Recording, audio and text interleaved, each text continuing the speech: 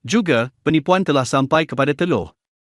Dalam sesetengah kes, telur yang rosak atau tamat tempoh dijual di pasaran, tetapi anda boleh menguji kualiti telur dengan mudah di rumah. Agensi Piawaian dan Keselamatan Makanan India, FSI, telah menyiarkan cara yang betul untuk menguji kualiti telur. Anda perlu membawa segelas air, kemudian rendam telur di dalam air. Jika telur tenggelam ke dasar secara mendatar, ini bermakna ia segar.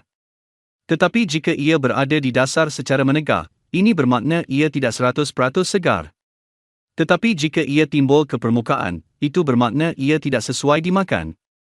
Dan kualiti telur juga boleh diuji dengan memecahkan telur ke dalam pinggan rata dan memerhati telur untuk seketika. Jika kuning telur kekal bulat dan tebal dan mengekalkan bentuknya, ini adalah tanda bahawa telur itu segar. Tetapi jika kuning telur bercampur dengan putih telur dan menjadi seperti ini bermakna telur itu lama atau bahkan rosak.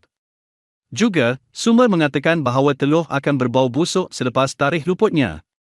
Jika anda ragu-ragu sama ada telur itu masih sesuai dimakan atau tidak, hidunya sebelum memakannya. Jika baunya tidak normal, buang telur itu serta-merta.